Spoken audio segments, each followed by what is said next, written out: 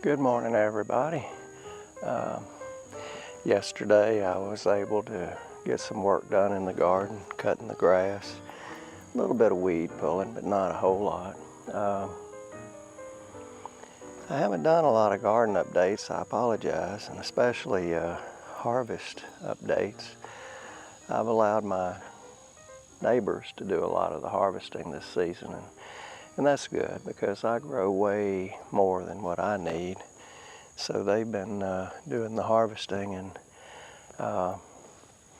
garden really has been taking care of itself. We've had good rain, and I mulch a lot, so I don't have a lot of weed control. The main thing I have to do is the grass cutting. But I'm proud of one thing in the garden, this volunteer okra. It's Texas Hill Country Red, and they're just a very good tasting, prolific okra variety. And I've got this one and two others that came up as volunteers, and two over there that I managed to get the seeds to germinate. But to my right here, what's left of my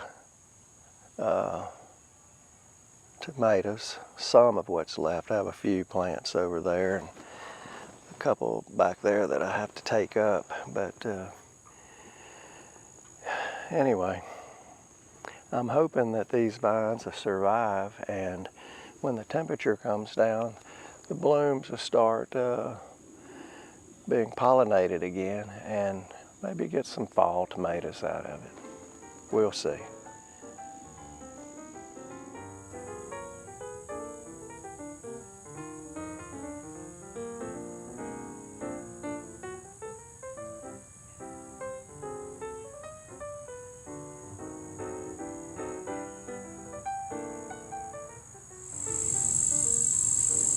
This little salad tomato did real well for me.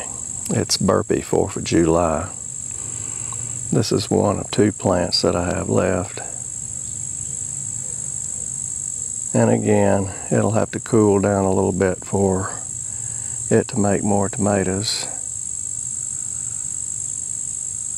But a friend of mine grows these, and they give him tomatoes till the first frost. Here's the cheese pumpkin that grew up into the tomatoes, and I just allowed it to stay there. I wanted to see if the weight of the pumpkin would pull it down to the ground. But it's still up there, and it looks like it's going to survive being grown on a trellis, so to speak. And what you look for when pumpkins are ripening is this tendril that comes out from the leaf closest to the pumpkin. When it's dead and dried out, the pumpkin's ripe, and this is about half dead. It's probably capable of being picked now, but I'm gonna let it go. It's getting pretty hard. You check with your thumbnail too. And this one could probably be picked now and stored for winter use.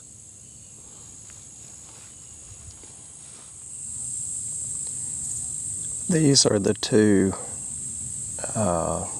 Texas Hill Country Red okra where the seed germinated that I planted. They're doing good. They're going to continue to grow and give me okra till the first frost. And then of course that's my rosemary with an oak tree growing up inside. And the drought got my tomato tower this year. I forgot to water it and it died. And these are the last two indeterminate tomatoes on the vine that's probably going to make. These are two Chef Choice Reds. I'm going to pull them as soon as these two get ready to pick. This is the cucumbers that I have left. The first vines that I grew they're about gone. I'm going to pull them up this week and put down some more cucumber seeds. Maybe I'll get some fall cucumbers. I finally got a bell pepper or two growing on my bell pepper. The cage probably has it too wrapped up, but I see three bell peppers, and I don't use them that much, so that's it's enough for me. And my little wild Everglades tomatoes, a lot of dead material in there, but still able to pick a few of these every day, and I believe they're going to come back in the fall again.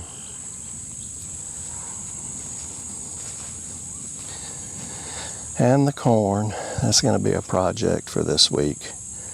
I've got to take it up and pulverize it by running over it with the lawnmower and putting that back into the bed. That's plant food. Nothing wasted. You can see I haven't been a good steward of this okra. I've let a lot of it go too big. This is Clemson spineless, if I'm not mistaken.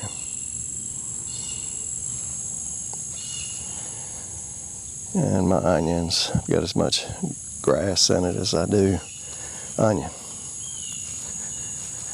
Peppers are doing very well. I've allowed a lot of them to ripen, but there's still plenty of green ones. I like to eat green peppers. I'll pass these ugly cages that need to be cleaned up. And some 3 little okras that they'll grow. They've got okra on there that's going to be eaten tonight, as a matter of fact. And as you can see, the grass clippings go back into the garden. That's all nitrogen that's going to be converted into plant food by fungus and bacteria. And next year, the plants will benefit from it. This was last year's flower bed, this year's weed bed. Had a few flowers volunteer to come up. And there's 3 Texas Hill Country Reds that volunteered. 4, I'm sorry, I see 4 stems in there. And they'll continue to grow.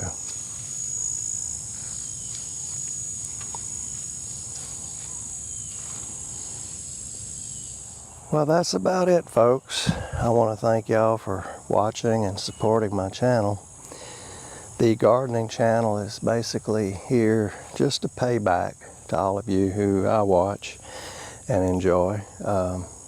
Not trying to make any money off of it. It's just sharing back. And I invite y'all to go to my other channel, Joe's Outdoor Places. It's going to be a channel about camping, fishing, hiking, just, you know, my daily activities in outdoor places. All right, that wraps up this tour of the garden. And again, thank you for watching, and I'll talk to you later.